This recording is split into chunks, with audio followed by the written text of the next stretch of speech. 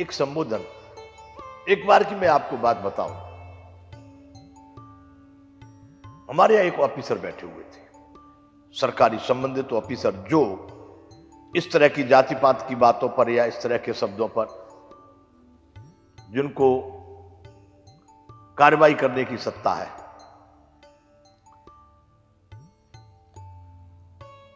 और बात भी वही चल रही थी कि जाति सूचक शब्द बोलना यह भी कानून में अपराध माना गया है।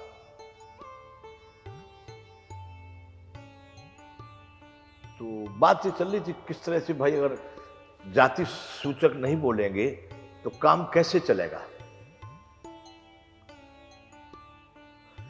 अंग्रेजी में भी सभी भाषाओं में जाति सूचक शब्द है। जाति सूचक का मतलब है संबोधन कर्म के अनुसार। एक लड़का आता इतनी देर में, उसकी चप्पल टूट गई थी। मजदूर कर्मचारी वो देख रहा है चप्पल टूटी हुई है, तो भाई क्या करना चाहिए इसको, तो कोई बोला जुड़ जाएगी, इसको बनवा लो। तो वो साहब यहीं के लोकल ऑफिसर अधिकारी थे और वो वहां से निकलते उस रास्ते से, तो हमारे यहाँ एक रामनगर जगह है और रामनगर में एक पेड़ है, उसके नीचे एक भाई जूते या चप्पल जो फट जाते हैं टूट जाते हैं उनकी सिलाई करना, तेगड़े लगाना, उनको जोड़ देना, वो काम करता है। यहां पर उनको बोलते हैं मोची। तो अनायास जब ये बात आई तो उन साहब के मुंह से निकल गए, वो रामनगर में वो पेड़ के नीचे बैठता रहा वो मोची, वहां इसको ले जाओ, जोड़ देगा। तो साहब जी बात आई तो हमने साहब से कहा, मैंने कि साहब आप जो बोल रहे हो ये तो फिर जाति सूचक शब्द हो गया। इसी बात पर चर्चा हो रही थी कि जाति सूचक शब्द नहीं बोलना है।